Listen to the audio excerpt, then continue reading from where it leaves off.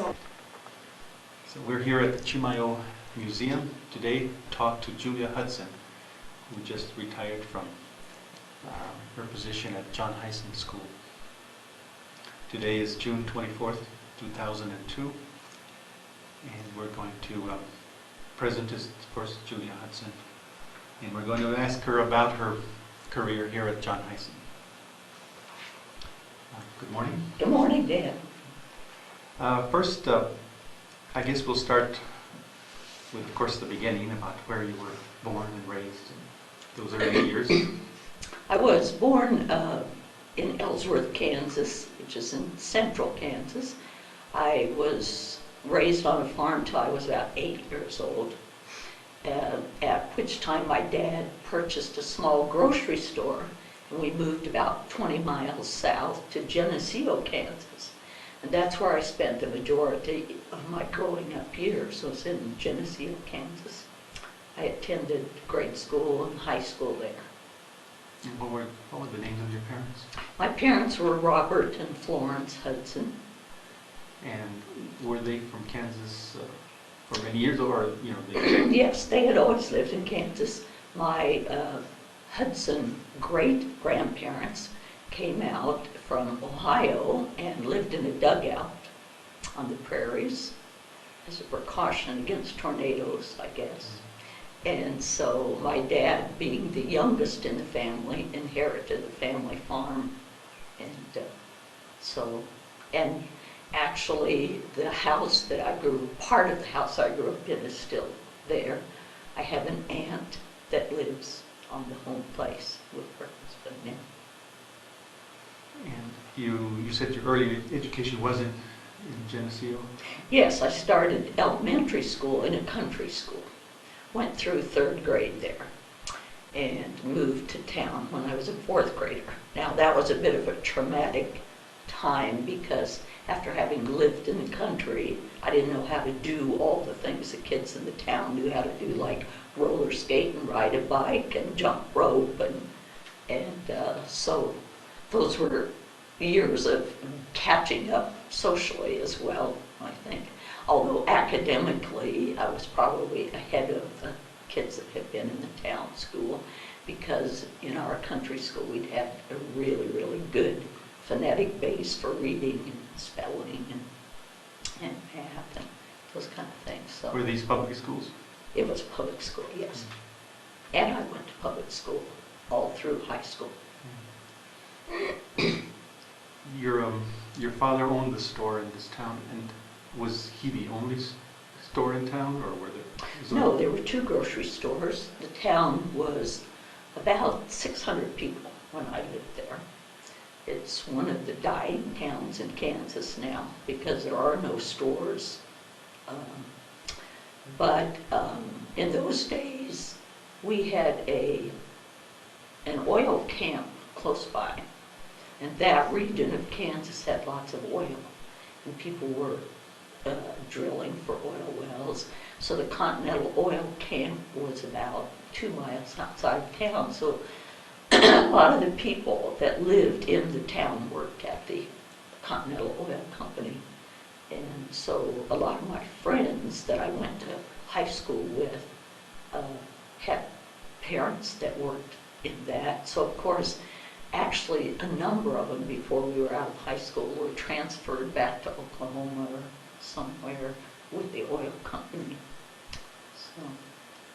And you decided to go to college. What made you decide that? What influence did you have in that regard? My mother had been a teacher. She didn't go to college. She went to normal training school, which is what they did in those days. And it's kind of an interesting story because she grew up on the other side of Ellsworth County from where my dad did. And she came to teach at the rural school, which was just around the corner from the Hudson property. And my dad was a single fellow, lived there with his dad and his sister and his brother, none of whom were married. So the Hudson household was where the teacher boarded. So my mother came, boarded there, met my father, taught school 1 year, and then she was married. So I think because she had been interested in education, that sort of pricked my mind. Plus, I'm told that my grandfather was quite involved in starting the county school, and so there's a history of education in our family. My dad did not go past 8th grade. And of course, as I said, my mother had 1 year of normal training after high school. So no one that I knew really well had gone to college. So you were the first one in your So family? I was the first one in my family to go to college. And where did you go to college? I went to the College of Emporia, which was a Presbyterian school. Emporia was about 125 miles from where we lived. In those days, it was very difficult to get to Emporia by any public transportation, so it was a matter of going by car, which took probably an hour and a half, 2 hours, because we didn't have 4-lane roads in those days. The people really that encouraged me to go to college, besides high school teachers, were the pastor and his wife that were in Geneseo, the church. We had an active Presbyterian church, and so the pastor that I'm speaking about came when I was a junior in high school. So he and his wife had gone to a small Presbyterian college in Pennsylvania. So when we were talking about where I might go to school, they said, well, why don't you look into this school in eastern Kansas? And it's a Presbyterian school, and I think you would like that, and I'm sure you can get a scholarship. And so that's how it took place. And they really were my mentors as far as encouraging me about what you do when you get to college and what you have to take, and all these things, because nobody in my family knew quite those steps to take. What were their names? Bill and Zick Soul, and I have since kept up with them over the years, and they have brought work camps to Chimayo. Oh, they had. In fact, they were here last week. Oh. And their son is now the pastor of the church from which they're retired, but we've always had a close association, so that's been wonderful. And your college career, was it the normal 4 years? And I went to 4 years. At the time I went to school, I could have gone to school just 2 years and started teaching, because there was a great teacher shortage in the 50s, as we're beginning to face now, again in 2000. But so we were allowed, if we wanted to teach with two years college and then go to school every summer.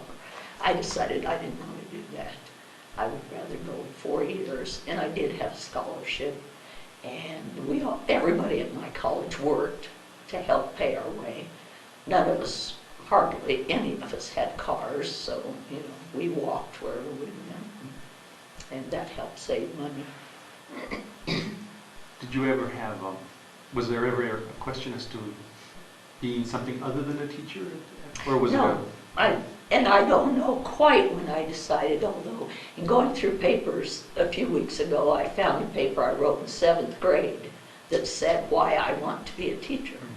So, and I had a younger brother who was 7 years younger than I, and I think probably he was my first student, because he talks about now how I would come home from church camp and teach him all the songs and, tell him all the stories and do these things. And Was the college primarily for teachers, or? no, it was a liberal arts school. There was a teacher's college in the same town that I went to school in, Emporia State Teachers College, and I did take some courses there, but mainly, my Bachelor of Arts degree came from College of Emporia. They had what they called it was a elementary degree for education. We had to have 24 hours of education, but we also had to have a wide background of liberal arts, literature, history, a certain amount of math, and those, kind of a smattering of everything. And so I think that was helpful to me in training for being a teacher. They helped me move out of just methods for this particular subject, which is what you do in some schools. When did you graduate? I graduated in 1959. I taught school in Emporia, Kansas for 3 years at an elementary school. When I did my student teaching, I did student teaching in first grade and third grade. And I decided I liked first grade the best. So I taught 3 years in Emporia, Kansas, first grade. And then you decided to move on? I decided to move on. I had done quite a lot of teaching in the summertime with the Presbyterian Church. We had in those days what we called synod schools, and they were training schools for church school teachers. And teachers would come for a week at a time, and we would have observation classes for them. So there was a team of teachers that taught, and the people that were learning to teach Sunday school would observe us. Then we would have a time of talking about what we did and learning new methods and how to approach different age level kids. I actually kind of fell into that the first summer after I graduated from college. My college roommate was to have done that with her mother. And for some reason, my college roommate couldn't do it. But when the man came to talk to her about it, I happened to be visiting her, and she said, well, Julia's a trained teacher. Why don't you get her to help? So basically, that's where I started doing team teaching, was in the church and the church school. And so that gave me a broader base, I think, for teaching the kind of style that I did when I came to Chimayo. So you came to Chimayo right after finishing those 3 years at the elementary school? Right, yes. How did you find out about it? Well, in those days, the church had this, let's see, it was called the Board of National Missions, which was in charge of all the schools and all the medical facilities, like Chimayo Hospital, social work kinds of things. The Board of National Missions was instrumental and the employer for people to find a job with that. Now, I had thought that I perhaps would teach maybe 2 or 3 years and then go to seminary and train to be a director of Christian education, because in those days the Presbyterian Church did not ordain women to be pastors, and I don't think I probably would have wanted to be a pastor anyway. But the more I taught in the synod schools and prepared curriculum for other people to teach, the more I thought, I don't want to do that. I want to teach. I don't want to prepare lessons for somebody else to teach. That's not fun. I'd rather do it myself. So then I started talking to my pastor at home, who was a different person by this time. And I told him, the dilemma, and he said, oh, well, we have all these schools that are under the Board of National Missions. Well, actually, there weren't a lot, but there was a school in Truchas, and there was a school here in Chimayo, John Hudson. And there were some schools in Alabama where black students went to school. And I think perhaps one school in Alaska. So I decided to pursue that, and because I was a teacher. Did you have any knowledge about the people who had come before you at that time? The fact, how the system worked? I didn't have any knowledge of the people that had taught here at that time, no. I had gone to college with a lot of students from northern New Mexico. Many of them, or most of them, had graduated from Menaul school.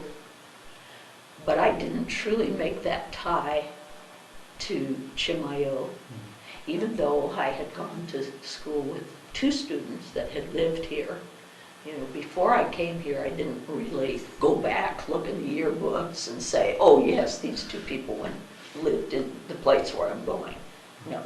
Now, when I was in about a junior or a senior in college, some of us came out from about 4 or 5 different colleges in Kansas. Kansas University, Emporia State, College of Emporia, School in Manhattan. And we stayed in Taos Canyon at Loma Verde Camp. And we visited at Penasco with the pastor and his wife. And she spoke a lot about the mission stations, is what they were called, over on the other side, Truchas and Chimayo, and the work that Presbyterians had done throughout northern New Mexico. So at least I was aware of Presbyterian work. When we looked at the big notebook that said, here are all these places related to the Presbyterian Church, I could at least say, oh yes, I know where that is in New Mexico. Although it was difficult to find Chimayo on a map.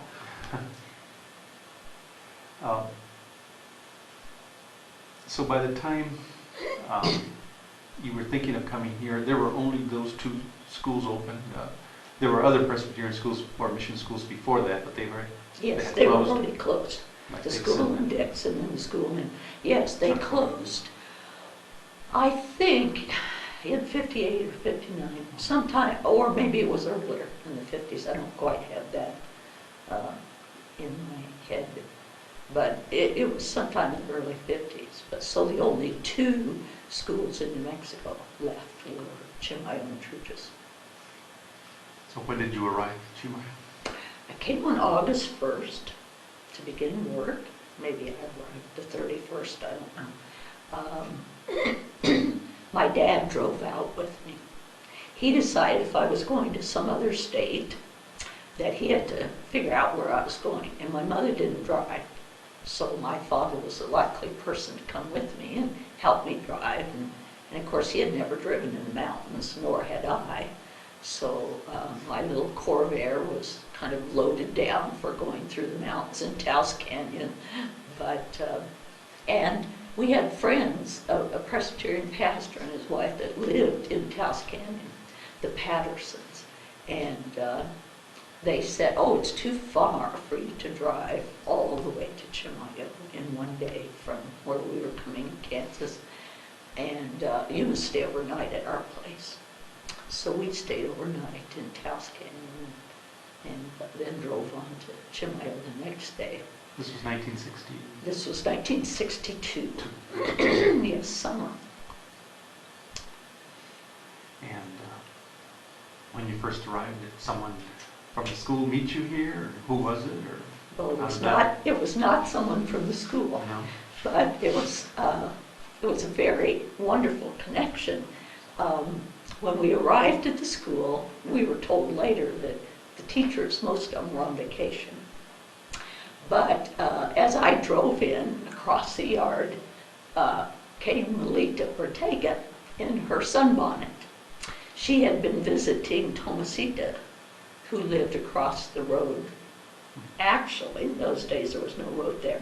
Lived across the orchard, and she had been to visit Tomasita.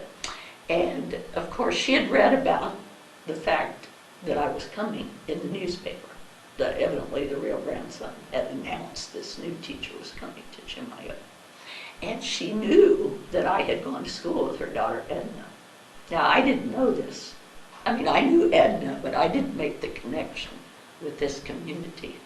So Melita was the person that greeted me. And that's always been special because she's considered me her New Mexico daughter because her daughter went to live in Kansas and I came here. And then that evening, Mauricio Trujillo came. This was Tomasita's brother and Ben Trujillo's uncle. He came knocking on the back door and to welcome me. And his nephew, Tomasita's son, Manuel, had gone to school with me. And of course, I didn't make that connection either until I got here. But that was very nice to have people that immediately knew who I was and where I'd come from, and that I was coming to Chimayo. What was your first impression of landing at John Hudson? Well, I think even before that, as we drove the road from Espanola to Chimayo, it was August. People were selling things by the roadside. This was new to me because in Kansas, where I grew up, we did wheat farming. People did gardening, but they didn't sell vegetables and fruits. We didn't have very much fruit in the area where I grew up. But this was intriguing to me. It was very picturesque to see all the baskets and the hangings, you know. And I suppose it was green chili at that time people were selling because this was the 1st of August. And whatever fruit was ripe, you know, melons maybe. And I don't quite remember that. But I do remember, you know, being impressed with this roadside stands, you know, thinking this was interesting and intriguing. And then when I came to the school, I don't know, I guess it was just sort of, everything was new. I didn't know what to expect. And so I just sort of fell into the plan, what was expected. How about the facilities and the house, the school? You thought they were? Well, the house, that's a big house. And the first few days that I was there, no one else was there. Now, my dad stayed overnight, one night at least, or maybe 2, and then I took him to Santa Fe to catch the train back to Kansas. And perhaps someone came with it, I'm not sure. I don't know. It was interesting. It was an old house. It wasn't anything I could not cope with. Was the building open, or how did you Well, know what it was here? at that time, Bob Howell and his wife Pat lived in a mobile home. He was the principal. They lived in a mobile home at the back of the property. So, of course, he had keys to everything. And he and Pat were there. Oh, they were there. He and Pat and their daughter Claire. And so, you know, Claire would come over and visit. And maybe she even slept overnight at the house. I don't remember that. But, you know, there were no keys to school. It was a wooden garage door in those days with a combination lock. So that was a little interesting, you know, be able to get into your school by opening a combination lock. But, and he showed me around. Now the schoolroom itself, I don't know that it was a surprise. As I say, I didn't know what to expect. Now I had come from a classroom in a city school, not a big city, but you know, it had probably been built in the early 50s or mid 50s, so it was a pretty new classroom. And of course we had desks, but we had a workbench in our classroom, lots and lots of shelves and lots of bulletin board space. So, you know, when I walked in, and I don't remember my first impression, but I do remember the furniture that was in the classroom. It was a small classroom in the school building, the one that's on the southeast. And the pieces of furniture that I remember besides the desks were things that certainly would not be appropriate in the classroom these days. One was a huge, tall cupboard, probably about the height of up to the top of the curtains there. And it was painted bright pink. It had glass doors in the front, which of course would be totally frowned upon in a classroom nowadays. And that was to keep supplies in. Well, now they truly were up too high for first graders to reach. And the other thing was over in the corner was a much taller cabinet, which had come from war surplus, I'm sure, was this ugly green cabinet, 2 doors, open it up, and all these shelves, and of course some were high and some were low, and that was it. And so it was a matter of, okay, how do I cope with this? The first thing I said to Bob Howe was, I really think we should have some shelves in this room that the children can reach, you know, to put supplies on, to put books on, you know. So he did. He had the maintenance person build under the windows shelves to put things on so that the children could reach.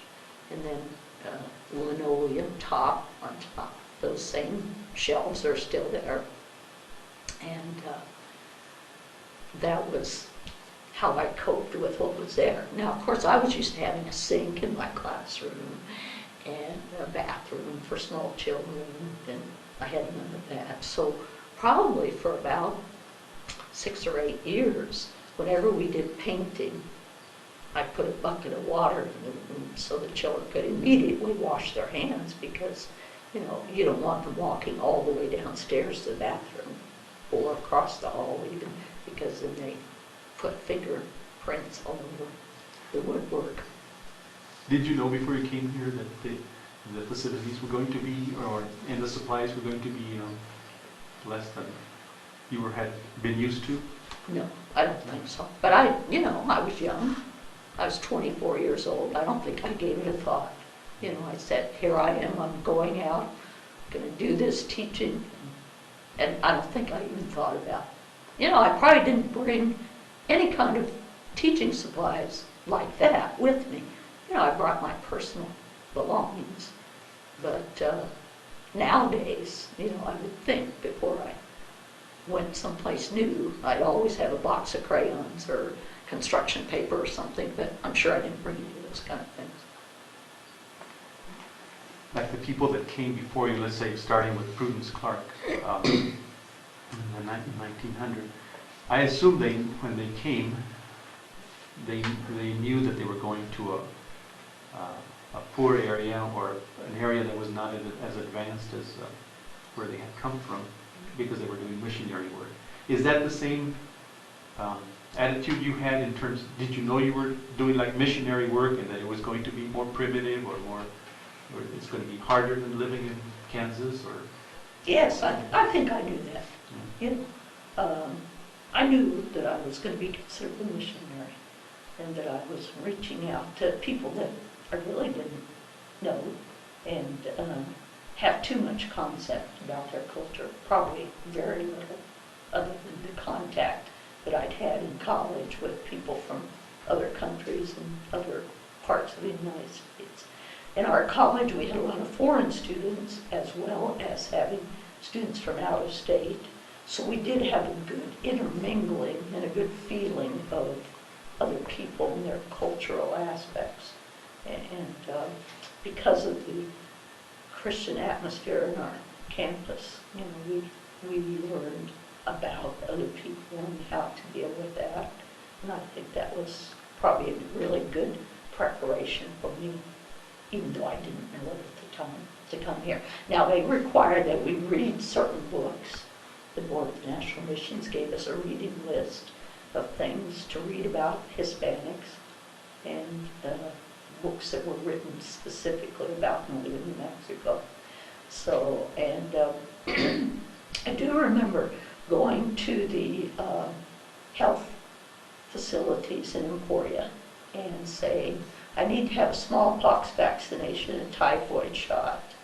And immediately they said, oh, you're going to Mexico. And I said, no, I'm going to New Mexico. Well, then why do you need these shots? And I said, I don't know, but I was told to get them. Well, still in the 60s, people were drinking water from the irrigation ditch.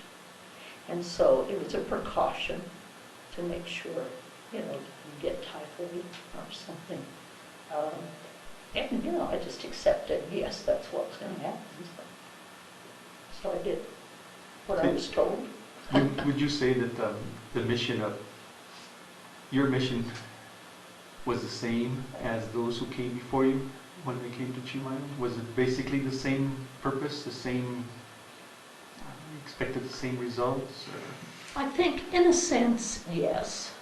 And perhaps in another respect, no, because by this time, Presbyterian Church was beginning to talk about partnership and how we should not come and throw ourselves upon other people's and say you have to do it this way.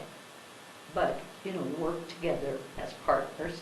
And of course I had learned some of this in college, and I had learned some of this in team teaching, working in partnerships. So I think it was probably easier for me to do this kind of thing than it might have been for people in the earlier days. And of course people were not trained in that mode. They were, like Alice Hudson, for instance, in 1884, she knew she was coming to Rancho Steakhouse, but she had no idea what to expect. I think I knew a little bit more about what to expect, but not too much. Not too much. Other than I had done some reading and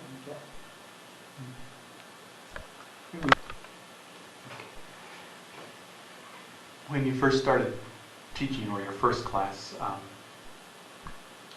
what was your first impression of the students that you received? How did you find compared to what you were used to, or? I guess probably some of the language patterns were different. I was used to using colloquialisms. I remember one time I said to Peter Madrid, who was sweeping up dirt, hit the wastebasket, because he had dumped the dustpan and he missed the wastebasket a mile. So he goes over with his fist and hits the wastebasket and then looks at me and said, "Why did you ask me to do this?" And I said, "Oh, well, what I meant was," and so things like that were different. But I had worked in a low-income school in Emporia. We had blacks and whites. It actually was kind of ahead of the time for those days because it was integrated. And the black families worked just as hard as the white families did in this particular area in Emporia, Kansas. Because in the 60s, there was lots of turmoil with racial kinds of things. But, so I think that, had prepared me for children that didn't have as much economically. I probably wasn't as prepared for more educational deprivation, and I don't think it was necessarily because, they didn't have education, but it was because of the breakdown of communication with the languages. Now, I had had 1 year of Spanish in college. That didn't mean that I could speak Spanish by any means. And of course, the children thought it was great fun to use all the bad words in Spanish, because they figured I would know what they were talking about. But you can almost tell by expression on children's faces and the way they were using these words that they were things they should not be saying, that their parents wouldn't want them to say. So, in that manner, I sort of very quickly learned which words not to, that they were not supposed to be using, Did you have discipline problems? I think I did with some children. I remember one in particular, but, and I think it was partly, he didn't understand what I was saying. So, and now, the first several years I was here, I taught first and second grade. So one of my second graders became an interpreter for this other fellow that needed extra English skills. And so that was helpful to me. Well, some of the special needs that these people had, what did you do to meet those needs? What did you have to do? Well, gradually, probably not the first 2 or 3 years, but gradually I began to do more of an individualized program in math and with reading skills to try to help meet the needs, because there was a great gap with some of the children. Of course, now you have to understand, those days people didn't have TV, and basically it was mostly the fathers that came for parent conferences. The mothers stayed home in those days and took care of the children. The dads, most of them were working in Los Alamos, and so they were the ones who came to speak. Now, I do remember struggling long and hard with one family because the grandparents were raising the children. There were at least 2, maybe 3. So I decided, all right, I'm going to have to do this parent conference in Spanish. Now, I could read Spanish pretty well, and I could write Spanish fairly well. I did that more than I spoke Spanish. So I wrote everything I was going to say out, and just prayed that they wouldn't ask a lot of questions, because if they asked me a lot of questions in Spanish, I was going to be sunk. But fortunately, they didn't. Really, in those days, people did not question what the mission teachers said. They accepted what we told them, because that's one reason why their children were there. They felt like their children would learn better English, and they trusted the mission teachers because they knew they cared, and so that was to my advantage, I guess, at that point. Probably was not good in a sense, because you don't always want to hear that you're doing a good job. You want people to interact with you, but I did get by.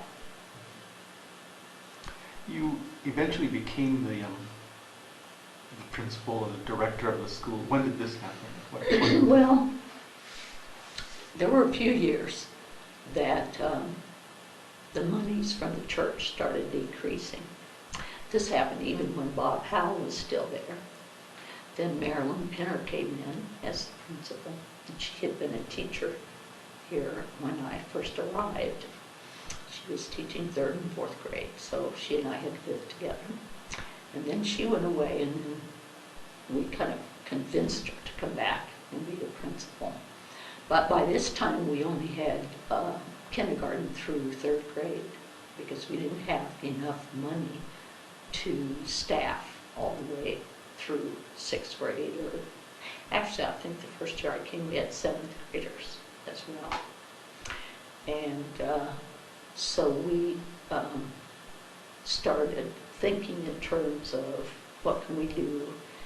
And in the late 60s, it became pretty apparent that the church was not going to fund a total school program, so that we either were going to be closing up or we had to do something differently.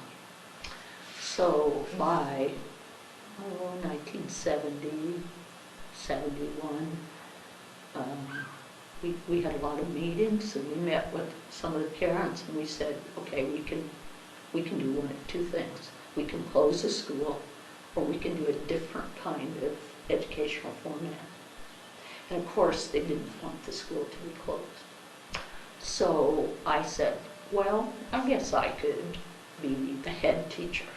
By this time, we had linked with Menaul School in Albuquerque. So I didn't have to have administrative credentials to be the head teacher. We had a principal from Albuquerque, kind of like they did the old days, I'm told, from Elsie Miranda, when Mr. Donaldson used to come.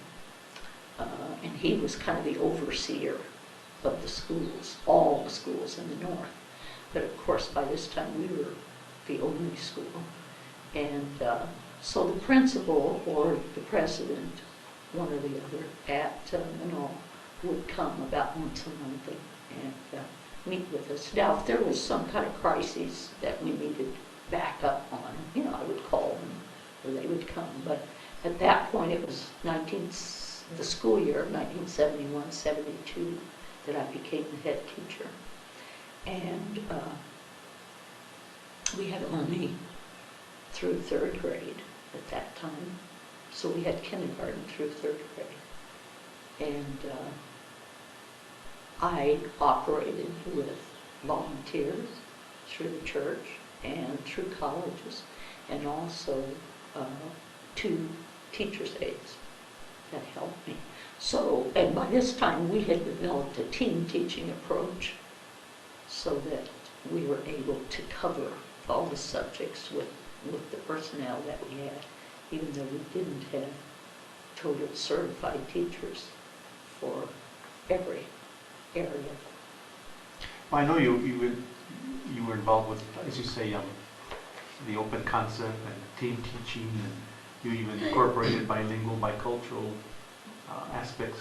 Were these your ideas, or were these things that were told to you to do, or how did that come about? That kind of a program. I think the individualized instruction probably was my idea. I had taken some courses in college. I was the kind of person that said, I'm not going to go get this master's degree in education if I'm going to have to take all these courses that are not going to help me be a better teacher. I mean, you had to take statistics and all these kinds of things. So I looked around for courses that would help. I went to San Antonio one summer, and I took this intensive Spanish class, and it was also anthropology and study of Hispanic people, and so that was helpful. I took team teaching classes and different things that would be helpful, reading courses, to help strengthen the skills that I needed.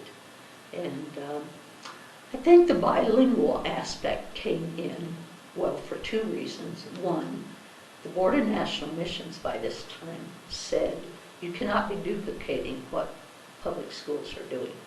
You have to do something different or we're not going to fund it.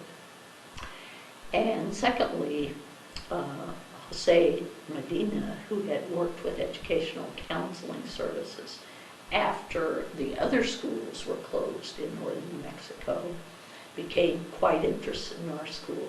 So he was instrumental in helping us get started with a bilingual, multicultural program. And from that we built our playhouse in Torreon, fashioned after the plaza buildings, and we built our Orno so that the children could learn how to deal with native foods and bake things in the Orno. And those were his ideas, and I was eager to try them. And I'd had some courses in bilingual education by this time.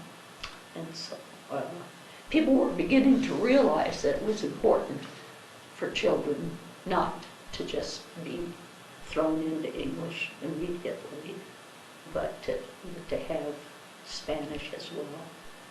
And I know one time Melito Ortega said that in the old days, parents sent their children to the mission to learn English. And when her grandchildren came along, they came because they were learning Spanish. So it sort of dovetailed with what had been happening in earlier years, I think. We hope.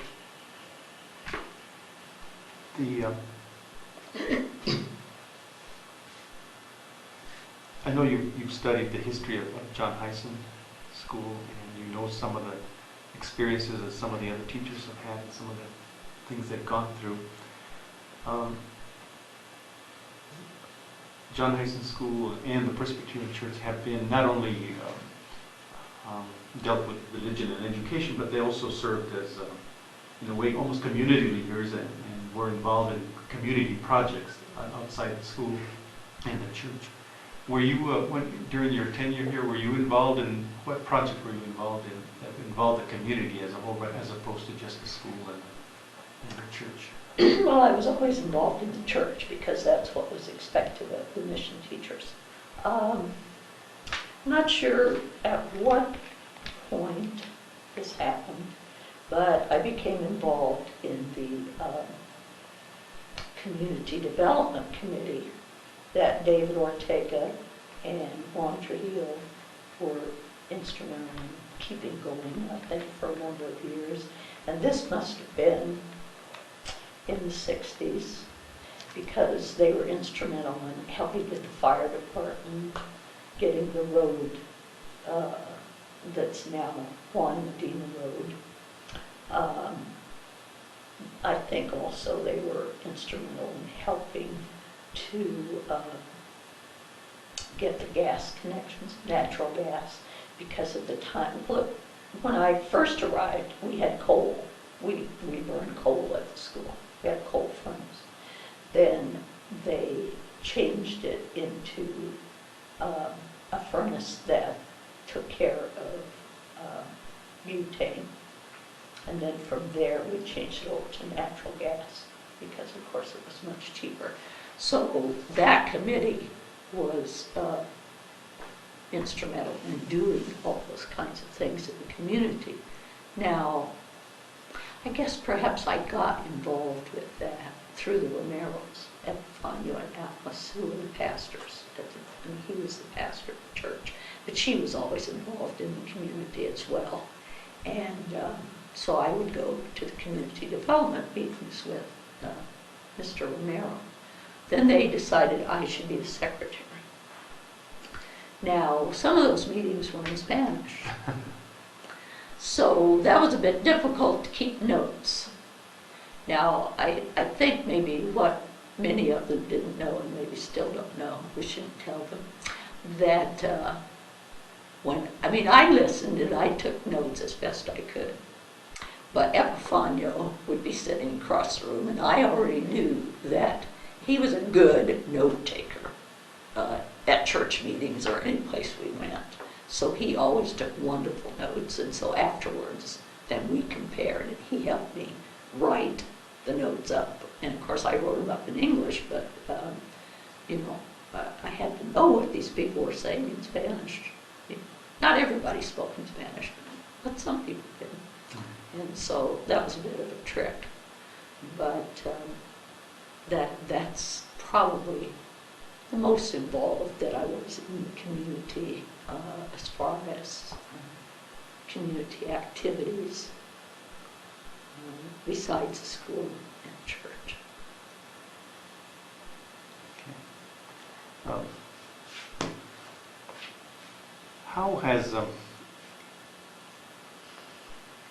what are the main changes you've seen in Chimayo since you've been here?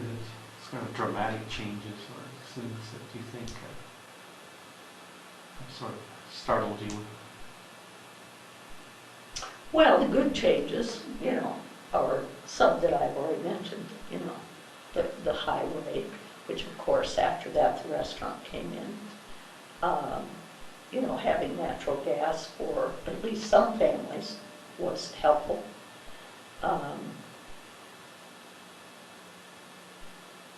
I suppose the most dramatic change comes as in the way the community is. When I first arrived, anybody could come and go in and out your door. Nobody worried about protection. People just walked in the back door of the mission. Yoo-hoo, hello, and everybody. It was very quiet, very peaceful. And then came the time when, we had to be concerned about locking our doors and making sure we had dogs to see that people didn't come and steal our belongings. And we were faced with that at the school as well as other people who were in the community. Although perhaps we weren't as threatened as some people were. And I'm not sure why that is, except that maybe people respected the school a little more than a private household because we were connected to the church. I don't know. And maybe it's because most of the things we had were old and people didn't want them anyway. They couldn't sell them somewhere. We didn't have the most up-to-date conveniences in the house that a lot of people might have. And so perhaps that saved us from. But there were times, that we did have people break into the house once or twice. And that was actually one time when I was not there. That was good. Another time in the 70s, and people came into the yard and were going to break into vehicles. Maybe it was the 80s. And I went out because the dog was barking. I turned the dogs on the people, and then they came back with big steel metal bars and beat the windows of my Corvair. And I suspect that was the time that I was the most afraid for my life, because I didn't know what people would do. You know. And of course, that was kind of the beginning of when people were experimenting with drugs and doing things, so you didn't really know what they were going to do.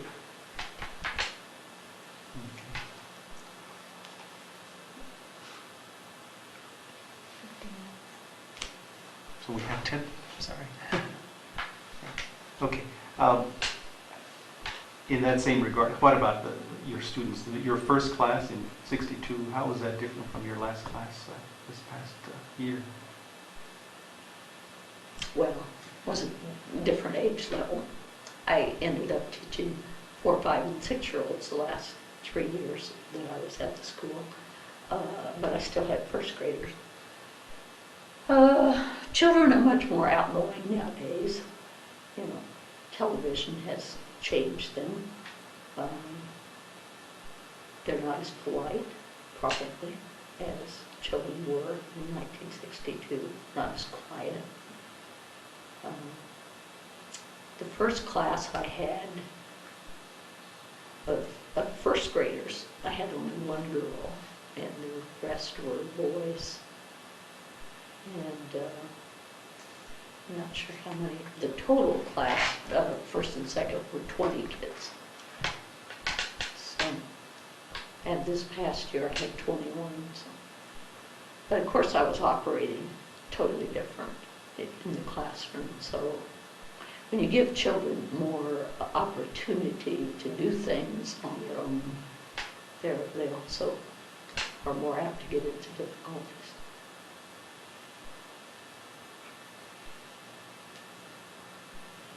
Shall we stop? Keep going?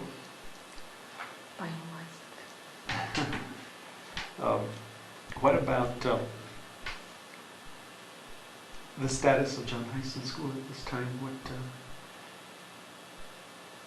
What do you see as the future for it? Well, hopefully it will be able to continue, maybe not in the manner of how I taught, because that was my teaching style. But it would be very nice if, you know, some of the people that I've had as students would be able to come back and teach. And I don't know how that's going to come about at this point, but I would be very thrilled to think that some of my students would care enough about the school to come and teach at the school.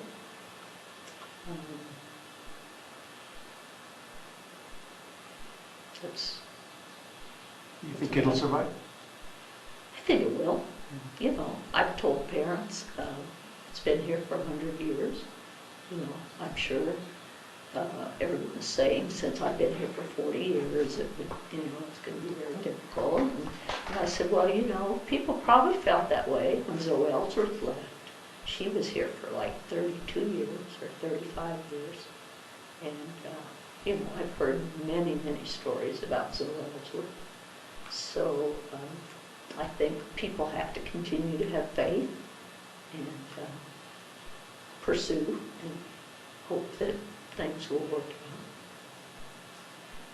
that the school will continue and do maybe not the same kind of educational things that we've done for the past 40 years, but maybe something new and innovative with computers and weaving, and the children are still weaving at the school, and I think that's an important part of their culture. But we also have to keep up with the times, and so the children do experience using computers and working with things that will help them in this day and time. And what are you going to be doing for this next stage?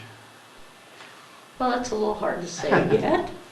I may do a little volunteer work at one of the schools that's close by, or right now I'm heavily immersed in getting out quilting materials that have been in boxes since my mother and my sister and my aunt did them. And I've rekindled a friendship with a lady in Santa Fe who's quite a quilter. So she's insisting I go to a quilting class, so we'll see how that comes. My niece in St. Louis is having triplets in the fall, so I have my work cut out for me as far as making baby quilts, I think. Yeah. Well, thank you then for allowing us to talk to you this morning. You're very welcome. It's a privilege to be able to be put in the archives of Chimayo. That's good. Thank you. To do something like that.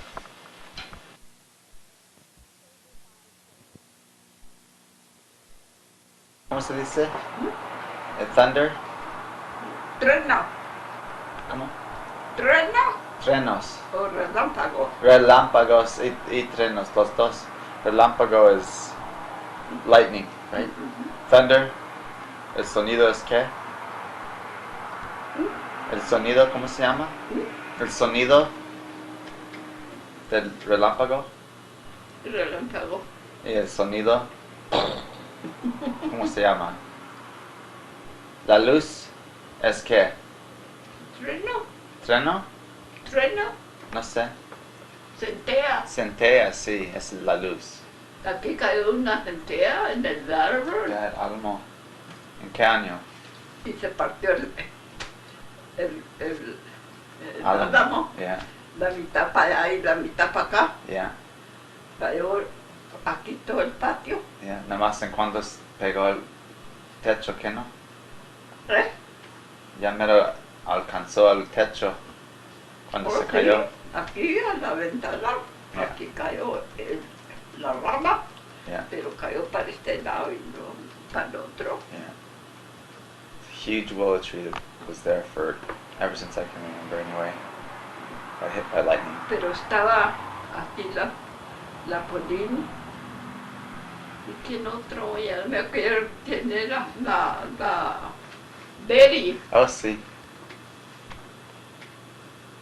y se fueron ¿Y ellos para ¿Qué a pensaban? pasar el, ¿Qué ah, pensaban con el? el tráfico, Ah, sí. sí.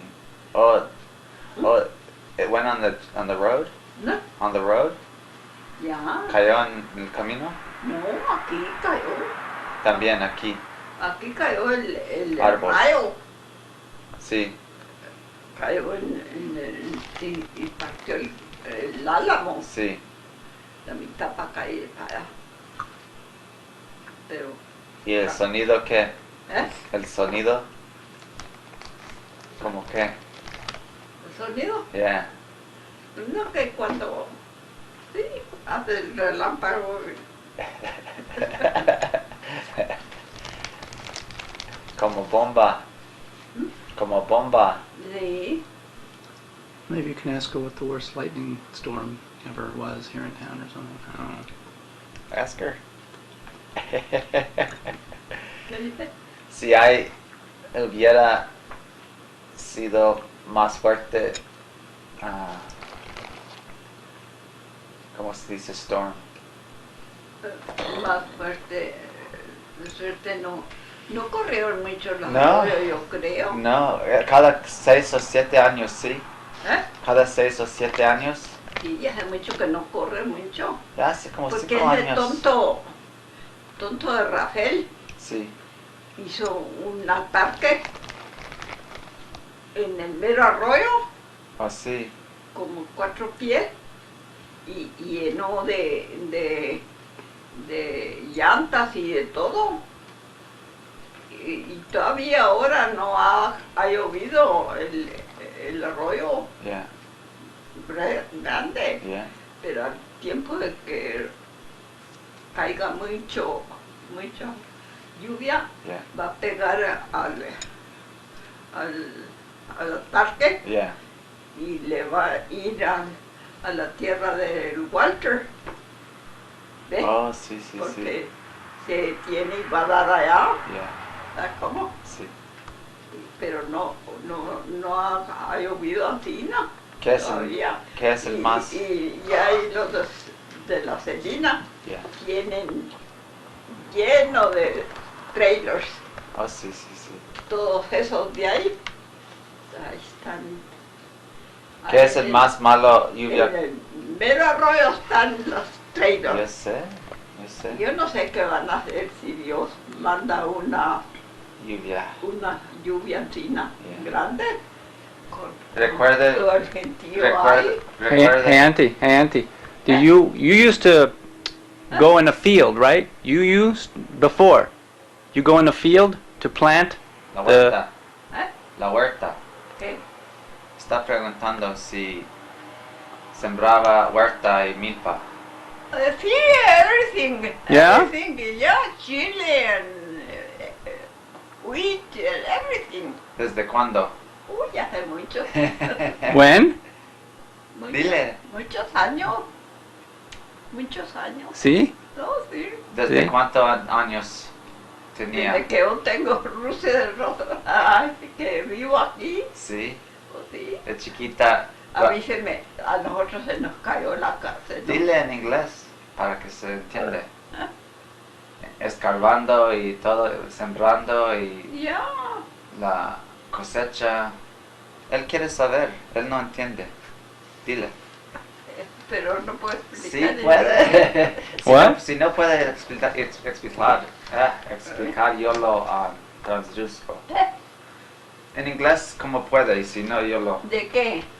De las... de No la- habla español. No hablo español. De la cosecha. No hablo mucho español. No No. entiendo. De la No siembra. comprendo. ¿Eh? No comprendo español. No. No speako español. No speako. Español ahorita lo aprende. Aprende. You'll learn soon. No Yo aprendo. no sé el inglés, pero hago fuerza aprenderlo. ¿Qué? I didn't know how to speak it, but English, but I'll try it. You don't know? I thought you were a teacher. Didn't you teach students how to speak English? Yes? I didn't speak English to the children. No? What did you I speak? Spanish. I thought you taught them how to speak English. No. No? No. No. Really? Ya. Yo no sabía el inglés, pero How do you know now? I tried. ¿Cuándo aprende inglés? When did you learn English? Eh? When did you learn to speak English? Oh, since I was in the when I was a teacher, dile. Tell them. When I was a teacher, I speak Spanish. Huh. There, yeah, see. But I showed the children in Spanish, but those people are very happy with me. ¿Dónde? I in Rio Chama, Tell them. yeah. Well, I was in a school, public school, and my teacher was first cousin of mine, and I was ¿qué? No, estoy Ya no escuchando. sé dónde, ¿qué le voy a explicar? Well, cuando fuiste, ¿cómo fuiste y qué llevó y quién le llevó y Well, cómo pasó? the teacher Hey, do me a favor. Could you get the plug and an extra tape? to teach a school. Yeah. To teach me a school. I always was with my cousin was a teacher, you know, Uh-huh. and I was studying the words. English? See, in English by myself, you know. I was looking for, and then the board of education send a paper. It's okay. to the teacher, and the teacher give it to me, and I feel it. I feel is it? So I feel it right, see. And they Como examen? they tell me that I was entitled to teach a school in a public school, Uh-huh. and they have a district vacant, vacante, vacant, vacante, Como, eh, como que? vacante, Oh, vacant? vacant. Yeah. Opening to Sí. teach. Vacante. Unavailable. Tenían, maestro. Yeah. En ese A distrito. vacancy. They Vacancy. didn't have, see, See? you understand? Yeah. Yeah. So they asked you? And they told me that I was entitled to go and teach, and I decided to go. See? Mm. And I told my daddy. And on that day, my sister was getting married, and they give her a trunk, a big trunk, for a present. Mm-hmm. So when they told me to go to the district to teach a school, I asked my sister to lend me the trunk so I can get food to put them on ¿Y qué llevó? when I go. See? ¿Qué llevó? The, I'm almost out, so we should I- wait to keep more questions. chili and meat and everything, and beans and everything in the trunk, you know. And my daddy, we used to have a buggy, a little buggy, and he get the seats, the atrás, Yeah, taxi. and he took it and put the trunk, and we went early in the morning from here, Yeah. me and my mother and my daddy.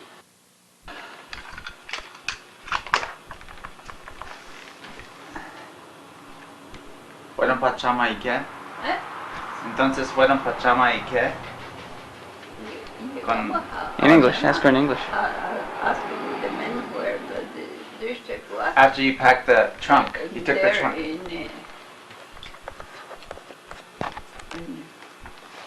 Where? In Trasritos? where the road goes to El Rito and to Tres piedras? Chama. Oh, to- Chama. To Chama, Yeah, yeah, yeah. yeah. We get the road there.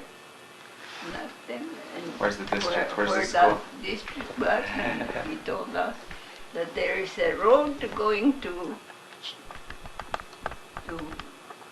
para Chama, Uh-huh. el otro para El Rito. El Rito. Uh-huh. And we get there, and we stop there in the house. And we get I talk with the man. How can I, where I'm going to teach? And he take me to the house and show me the room. And I don't notice that there was a flag thrown up there in the floor. And I look him, and then I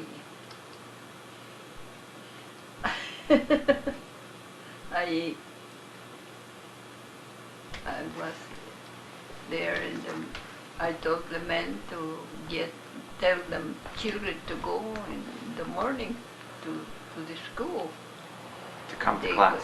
went, and when the children were there, they was playing, and I told them to get them still. Oh yeah. Be still. to behave. Did you hit them? Yeah. You hit? Eh? Psh. Did you hit? ¿Los pegaron? ¿Eh? Tsh. ¿Qué? Si los pegaron para ¿A quién?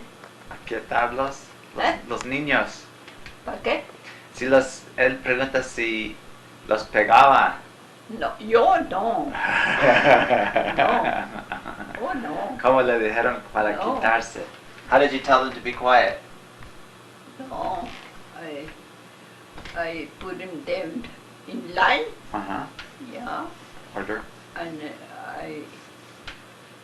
I told the one of the boys to go with me to the river to get a Stick. log, Oh, log, okay.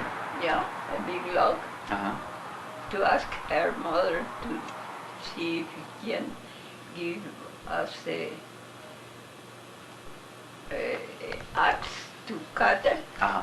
and we cut it, Uh-huh. and we bring it, Uh-huh. and we make the hole, Uh-huh.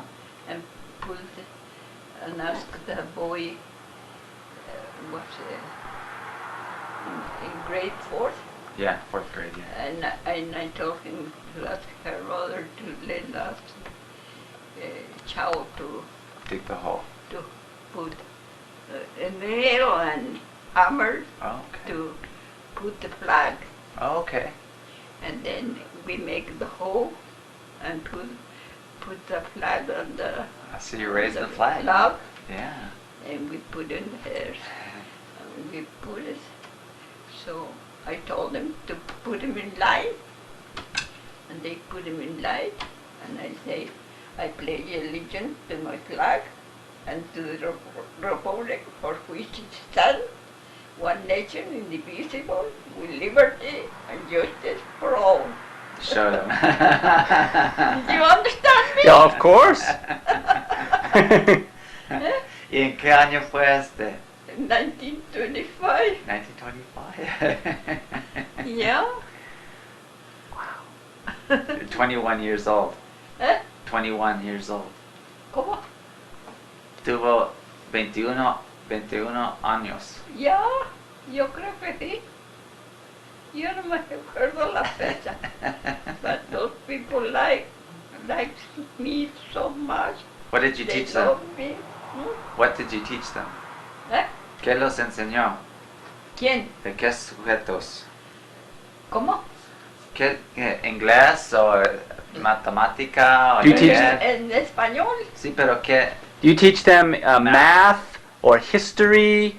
You teach history, math, Nada. geography, algebra. What do you teach? What do you teach? Math? Matemática? ¿Qué es matemática?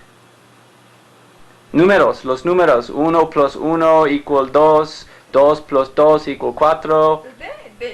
Yeah, I teach You them. taught them everything. We pass a good time there. History, you taught them the Bill of Rights, ¿qué no? The Bill of Rights and the Constitution. ¿Cómo? Tell me something. Why do you think your students love you? You say your students love you, yeah? ¿Cómo? Your students, los estudiantes, Yeah. they love you. Oh, yeah. Why? I don't know. They are very obedient. Very, very, very. They don't. I have a good time those days Uh-huh. there. And the people liked me a lot. Now I think everybody is dying. Yeah. All the people that was there in Rio Chama, Yeah, in those days. almost I think they are dying. Yeah. Did you see them after you would Yes, teach?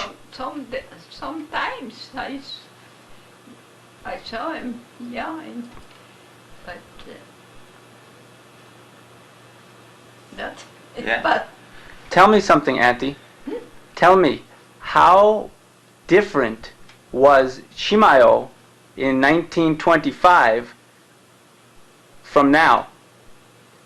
just the same. Only I was thinking that the house in Chimayo that was on the other side of the road where we go to Española, I thought those houses was Chimayo, no? Okay. And no, on the back there, Chimayo now, it was full of houses now, Uh-huh. you know. And then it wasn't.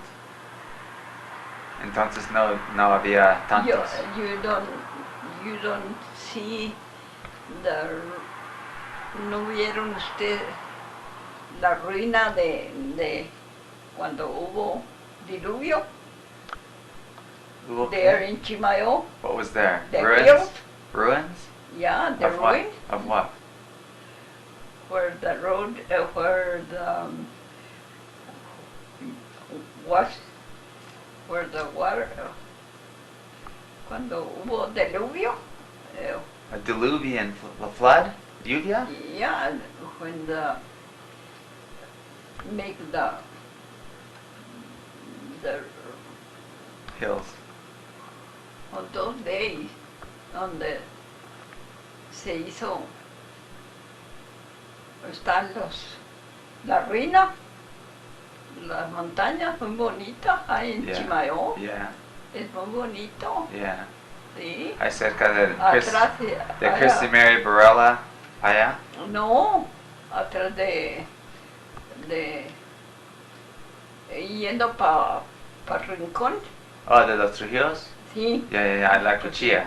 Ahí están, ahí en ¿Ruinas de qué? ahí donde está el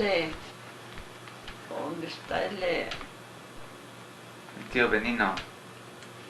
sí, ahí donde está el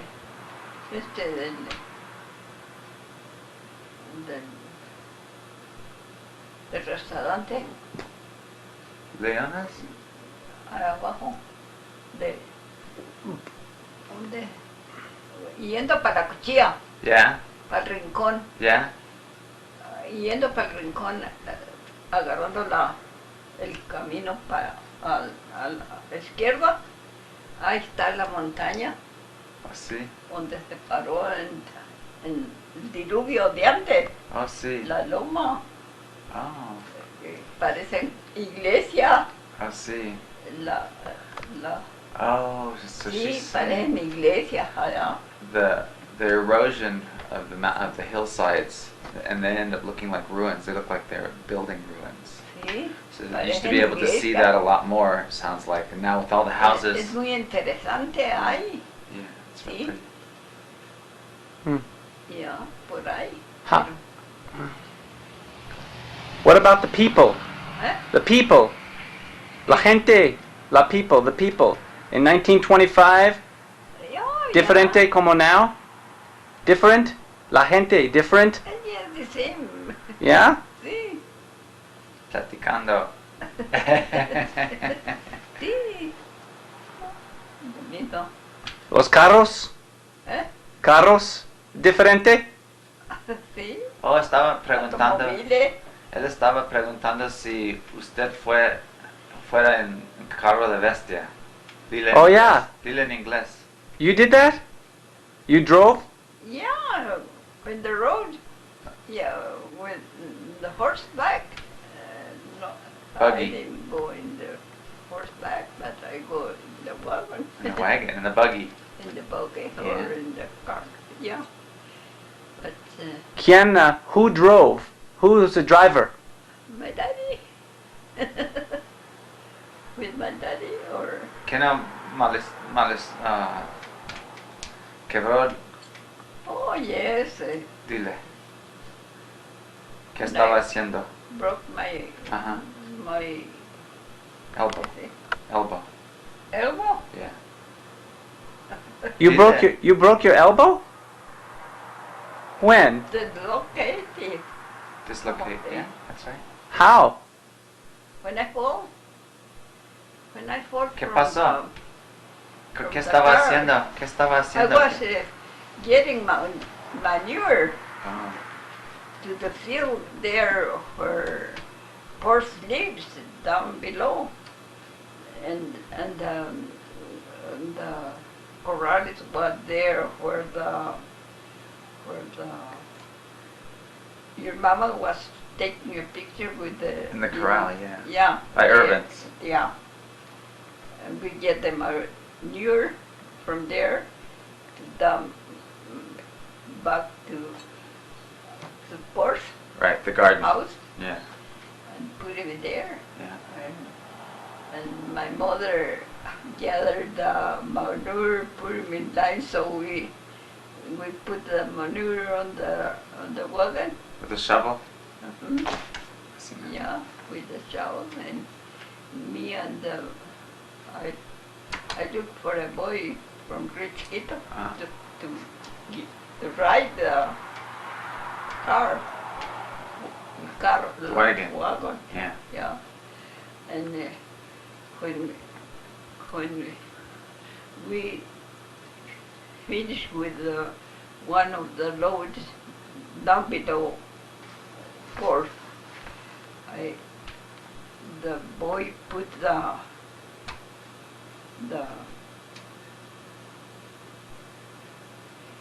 Brake. door, Oh, the door from the wagon, The gate. The from the tailgate. carro, put him like loose, Oh, okay. put him there. So I saw a man coming in the road there where Walter lives, Yeah. and I look at, and I put my arm on the Door. on the board, Yeah. and the boy was driving, and I seeing that I saw a man coming in the road, and I put my hand like that, and I fall down. Out of the wagon. Yeah, from the wagon. Yeah. In where Perth lives, Yeah. on that little hill Yeah, right yeah, there. I caía, I estaba. think dislocated my elbow. ¿Qué tuvieron que hacer? They bring him to me, and my mother asked there was in the road was going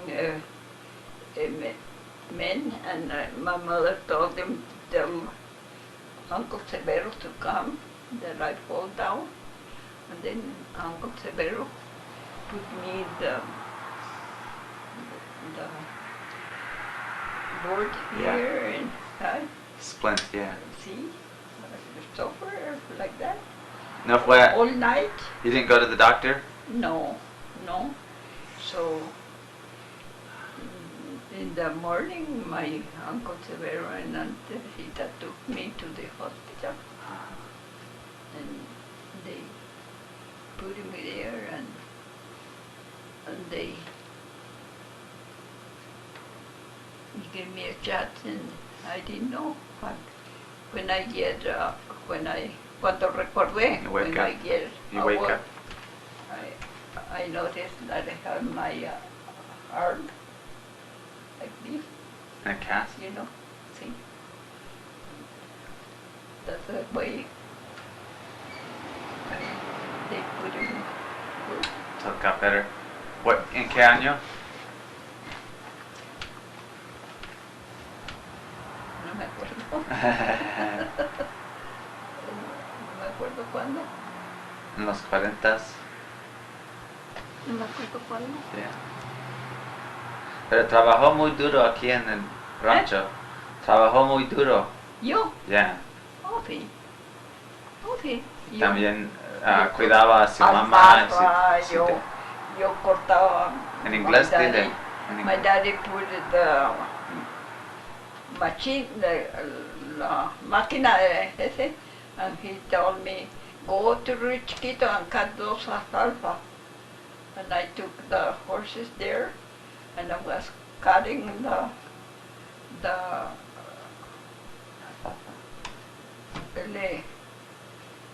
lo que era de nosotros. Oh, see. And the people comes here to help me to cut them. And I cut them there. I cut the alfalfa to the other people. Other people too. With the horses, Yeah.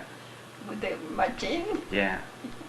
It was a horse-drawn alfalfa cutter that just the horses pulling it would make the blades go, and it would actually cut the alfalfa. And so she went to cut the ones for their family, and then everybody around them wanted her to cut theirs too, and she did. No, sí, yo trabajé mucho. Yeah, yes, Yo trabajé. en inglés, dile. I worked de cocinera para casorios. En inglés, dile. With Weddings? wedding. She cooked. Yeah, I worked. They asked me to go and make dinners for the wedding, Uh-huh. and I make the dinner Did you make for lots of... nobody, for no money. No money. No money. Why? Why for no money? I don't know. The people are leaving and asked me to go, and everybody asked me to go and be a maid, a cook maid, Yeah. and I make the food there Uh-huh. for the wedding. Why did they ask you and not somebody else? Huh? Why did I they don't ask? know. Nobody trying to go to make the thing, you know. See? But do you think your food was good? And on those days, Tell me what you cooked. Oh, go ahead. and huh? What did you cook? What? What food did you cook? What kind of food? Pasta, burritos, what kind? Yo, Two. See, for the wedding or for the people. for the people. You prepare what? Chicken? Chicken? Dile en inglés. Arroz? ¿Cómo? Como dice, ya no me acuerdo cómo hacía de comer. Tell him. Yo hacía de comer y yo fui Cannot. embalsamadora, ¿Cómo? ¿eh? ¿Cómo? Lo que hacen cuando se morían, Oh, sí. y yo los embalsamaba. She would embalm the dead. Tell him in Because in I English. saw my mother how to do it, She showed you and I learned, how to embalm. and I People? I used to, when people die, I put in Explíquelo. carbón y sal y todo ¿Dónde? en el ombligo, Sí. ya, las coyunturas a los muertos, Sí. ya. ¿Cómo? ¿Eh? ¿Puede decirle en inglés cómo lo hacía? ¿Puede decirle? Tú dile, No entiendo muy bien. She would put ¿eh? charcoal, carbón? Sí, molían los carbón cuando, Oh, ground cuando charcoal. quemábamos en el horno, Sí. había carbón. ¿Carbón o tizne o ceniza? That thing, black Yeah, tizne. carbon, and with salt, Oh, yeah. and put it in The belly button the, yeah, in their waist. yeah, ¿Para qué? para que detener la sangre, To hold the blood. yeah. ¿Y qué? And over here, Yeah. yeah, What'd you do? with time, Tie him with a rope? yeah, so the blood don't run, you know, to get ready to bury, ¿cómo se dice? To Enterrar. bury him. Yeah. But you put him in the coffin? In the box? Yes, because my daddy used to make the coffee. Oh, you made the coffins And too. my first cousin was buy some material, Lumber? clothes Oh, okay. to cover the. To wrap him. to cover the cajón, ¿cómo se Oh, dice? yeah, a coffin. Yeah, Yeah. to cover it and To make it pretty. yeah, Okay. yeah, and they then they put it the soon they can because they used to enterrarlo Ajá. pronto. Yeah. que no ¿Cuántos se- días? Sí, How many days? as soon as they can. So they didn't hold them, they didn't put them, no tenían rosario y rosario y No, no, right away. no, ya. Sí, no, ya. No, pronto lo posible ya podía. So they didn't wait 3 days. Ya. Se pasó muy sabe todo. ¿Muy qué? Pasó the time passed very Quickly. fast. Yeah. Yeah. Yeah. But that's okay. Now, like now, I don't know how long I'm going to live. Yeah. Yo tampoco. I don't know. Tell him what that's like. I don't know how long I'm going to live. You know, Yeah. only God knows.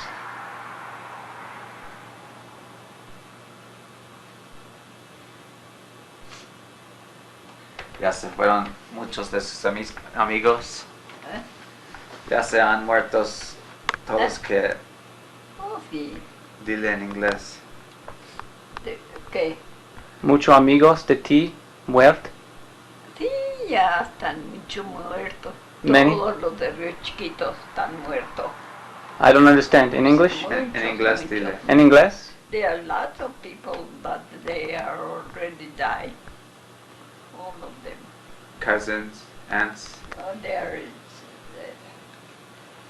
about too many people there in Río Chiquito who's working in different, the girls Oh yeah. Work in different, is it? Jobs? Mhm. And everybody, every girl have a car Oh to go yeah. because they have different jobs, you know. And they come to work, the people now. ¿Por qué piensa? Why do you think you've lived so long? Huh? Why Okay, have you lived so long? because only God knows. Okay. So lard doesn't matter, salt doesn't matter, No, no matter. too much salt, too much sugar, Huh? too much. What is the secret? Huh? What is your secret? You know? The what? The secret. Everybody wants to live long life. You lived a long life. You have lived so far very long, yes? Yes? I didn't know it. ¿Qué es el secreto? I know. What's the I secret? Passing, and I don't remember what I passed by. Everything. I used to be a babysitter, a girl, a babysitter Uh-huh. a lot.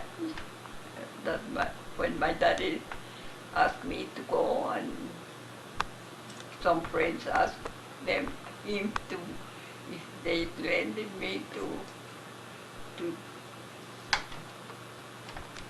take them. What about Babysit. your children? What about your children? You, ¿Cómo? your babies. What about your husband? I didn't have a husband. No? Never. No husband. Boyfriend? No. No, no, I don't have boyfriend. Pero le But preguntaban, they asked you. They asked you. How come? They ask me a lot and I say no. No, I don't want to get married Why? because I don't want to. I don't want to leave my daddy and my mother. Ah, yeah. Go ahead. Look for another lady. Girl. They send me money, Oh, that's interesting. $300 to get married with him, and I wrote it to him. There is your money. I'm not a lady to how To buy. to To buy. to what? Comprar. I'm not a lady to For sale. sell. Yeah. I don't want to. There is your money. I don't want to.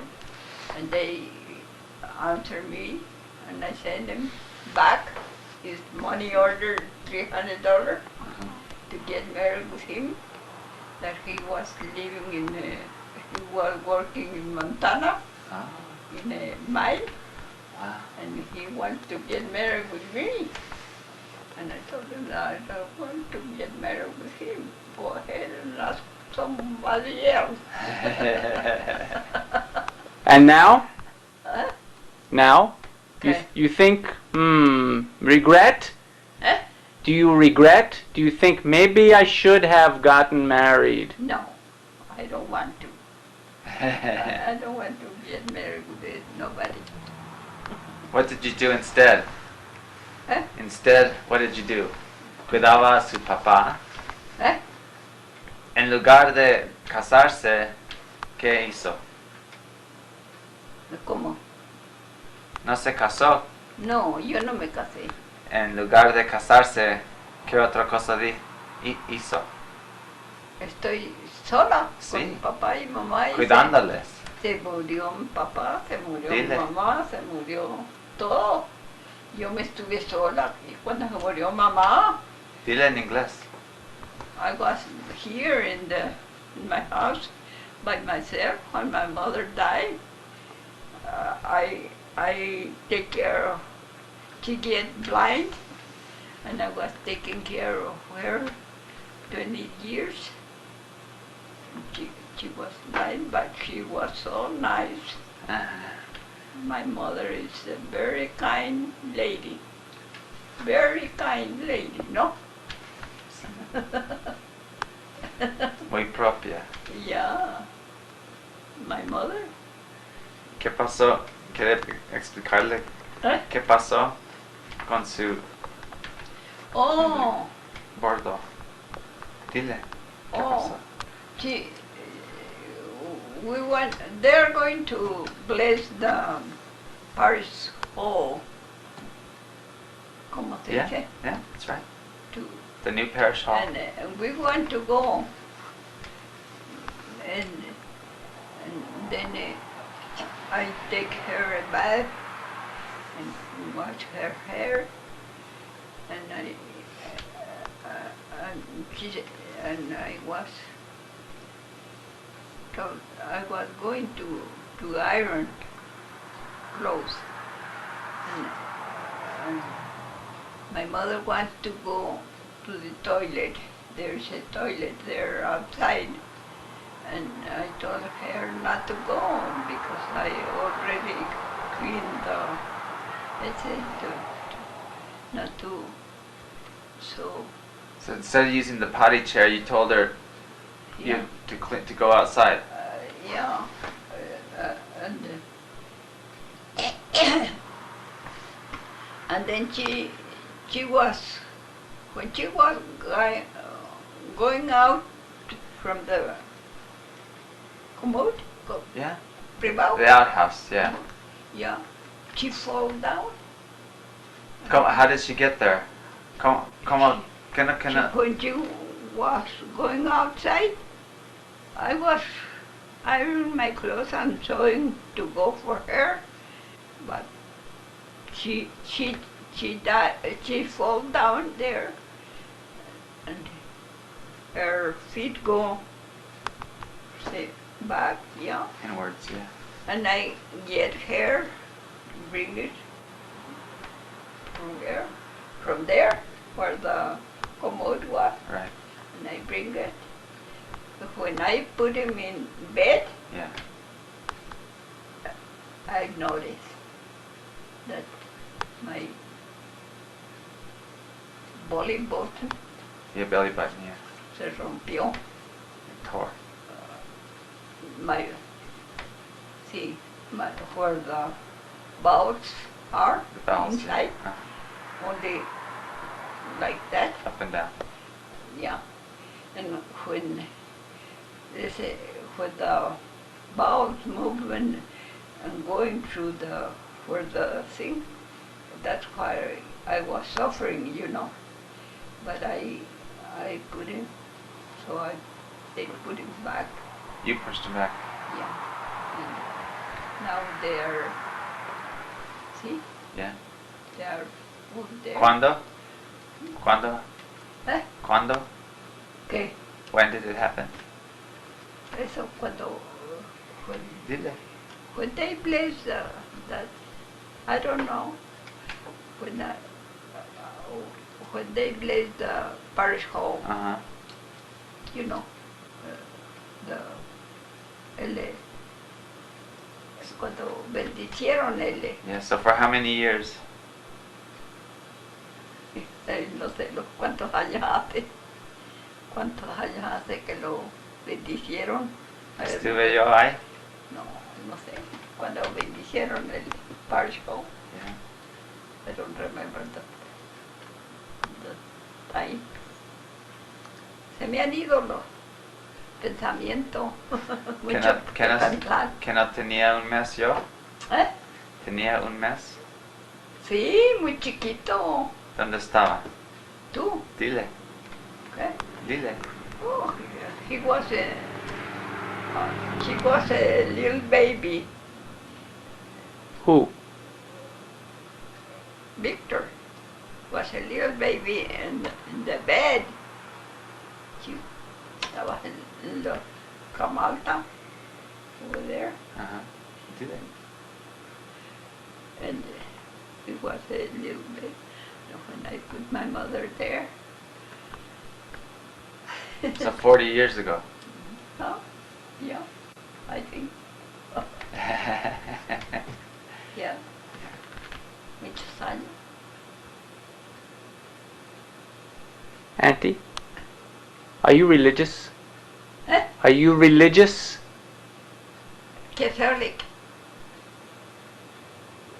Católico. Sí. Catholic? Yeah? Yeah. Católica. ¿Y tú? Jewish. No. Juda? Huda. Huden. You go to church? ¿Eh? You go to church? Iglesia? Church? You. Go. Sí puedo ir a ese, pero ahora no puedo. What? Muy bien. I'm too old. I can't go. But I can. I used to. Go. Well, so what do you do now? If you can't go to church, then what do you No. do? What No. then what? No religion? No. You pray? No, You- I pray. Really? I pray. The candles are burning for me. The Lord, those are my doctor. I pray for them and ask them. They are taking me, and I don't go to a doctor. No matter if I go to a doctor, they give me only Tylenol, and my stomach don't like it. What is your stomach like? What does your stomach like? My stomach, whatever I BC. want to. BC tablets. Yeah. Many people say that you give them a blessing, like Lorraine, who does your toes. She says she gets a blessing from you. Do you, Lorraine, who does your toes, who fixes your toes? You know Lorraine? She came here yesterday, ayer, Okay. for the toes, ¿Eh? right? Le bendició. ¿Qué? Usted le bendició ayer. ¿A quién? La Lorraine, la muchacha que vino a... Oh, sí. Dile. Yeah, ¿Qué significa? ¿Qué I give significa? her a blessing. To God bless her. No, Ajá. yeah. I give her a blessing because she's so nice with me. Yeah. Tell Stephen what She was happened. very nice.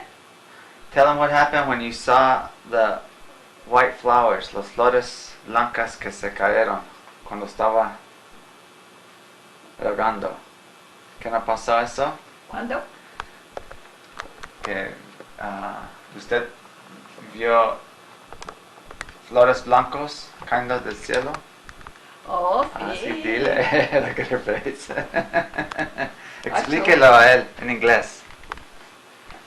En I inglés. saw flowers falling and they are not raining. It was flowers. Tell him. Where? Where? I don't remember. Outside? Yeah, I saw the flowers falling down. The flowers, Uh-huh. and it was not raining. It was flowers. What I did you... thought not. They are not water, you know. Right. It was the flowers I saw them. But What did you think? praying God, Yeah. praying God. Take care. That's good for me to see the flowers. Uh-huh. Yeah. It's it.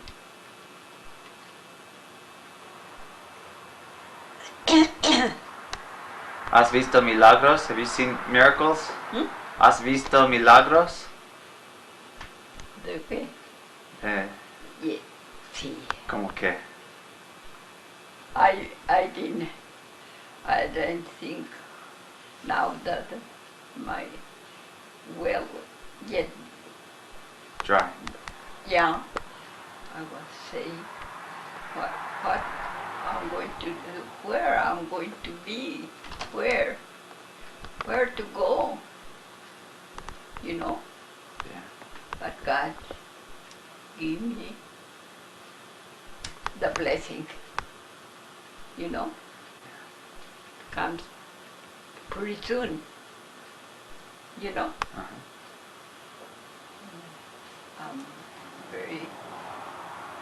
I'm very satisfied. Yeah. Eh? Yeah. Yeah, that already told me to that my water tank was too small. Uh-huh. I ordered a big one. And they put him on and they use him, and then Orphan Orlinda taking care of here in the commode. It's a blessing. Uh-huh. It's a blessing, you know. It's a very we lucky that Orlinda was so kindly. Porf has a good wife, very good wife, very good. I love her a lot. Me too. Huh? Me too. Yes. God send it. Yeah.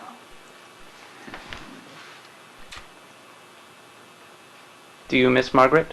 Everybody is leaving now. Very sad. Okay. Do you miss Margaret? Eh? Do you miss Margaret? Oh yes. A la mague. Oh yes. Everybody. I miss everybody. My mother, my daddy, my brothers. I only have one brother alive Where? now.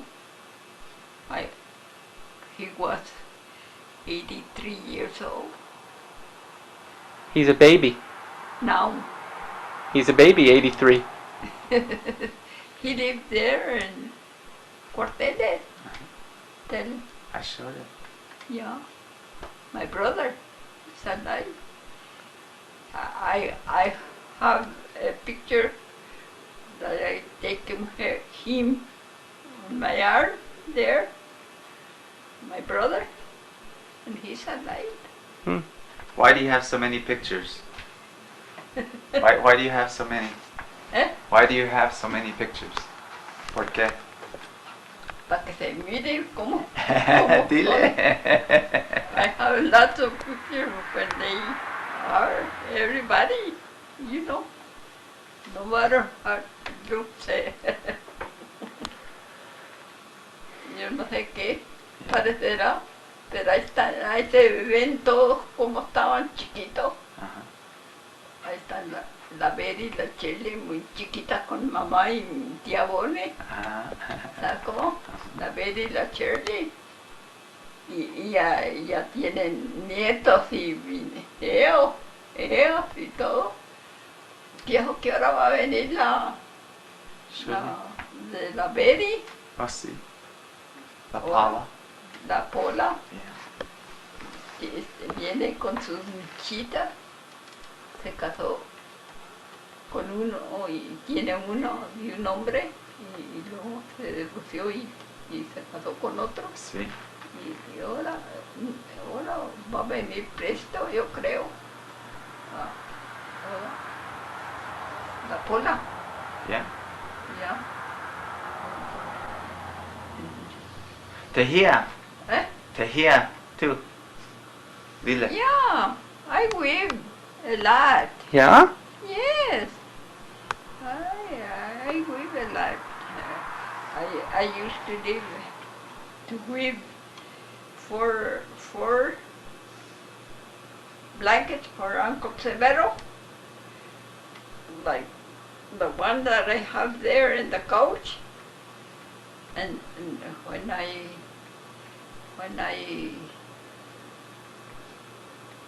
¿cómo se dice? Los tejí, Ajá. ¿ya? Como esos cuatro, le tejí una semana a él y luego él me dio un zarape, ese, Oh, sí. me dio, y luego mi hermana las dos conguitas esas, Ajá. ¿sí? Y no las traigo aquella para acá. ¿Quiere La que otra. lo traigo? ¿Quiere que lo traigo? Sí, Ah, bueno. sí, para acá. La que está en la sala. Yeah. Yo no sé quién se la llevó. Yeah. No supe quién se la llevó. Tell him. I didn't know who took one of my little blankets. That seems because my sister gave it to me when my brother, when he give me the blanket. I don't know who took it.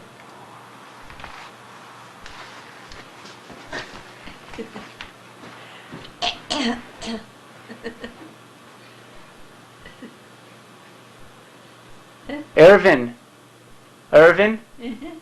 teach me yesterday. Sí, He teach me weaving yesterday. sí. What he said.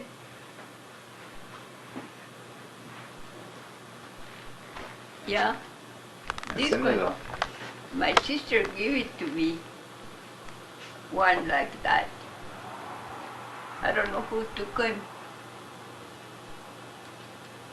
There was in the room there, in the chair, because my sister, when my brother gave me the big one, my sister gave me make this one. Hmm. Yeah. ¿Dónde tejía? ¿Eh? ¿Dónde? Where did you weave? Aquí. Here at the house? Who taught you? ¿Eh? Who taught you? ¿Quién le enseñó? A mí. Ajá. Yo sola. Yo hacía try.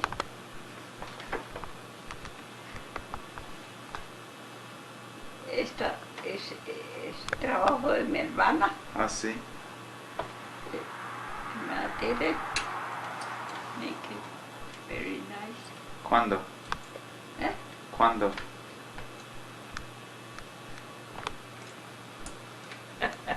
I don't know. The date. Yeah. Yeah. Tiempo pasa. Yeah. Ay, ponlo ahí en Bueno, la sierra. Yes. Yeah. Ahí lo pongo. You don't want to keep it here? She wants me to put it in her room up here, Oh, so she good. can kind of keep an eye on it. Oh. ¿Qué? Para cuidarlo, ¿Qué? Convita. Sí, Ahí lo pongo. Hmm. sí.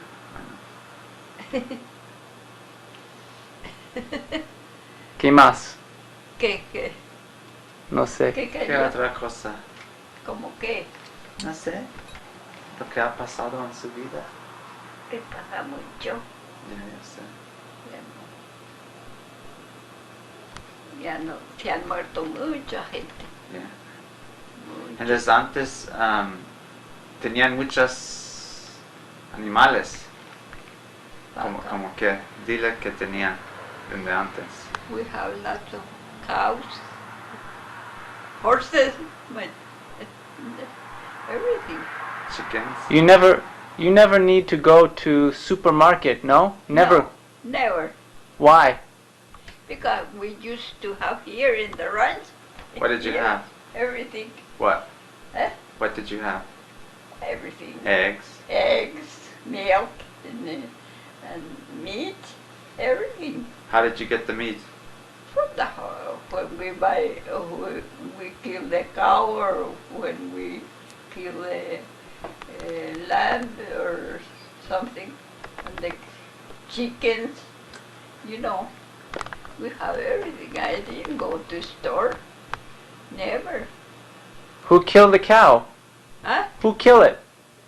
We do. Who? You? We used to How? help them. Yeah. How? With the knife, we call it, and we try to kill them, helping. I know everything. Yeah. Hey, how much chili did you grow?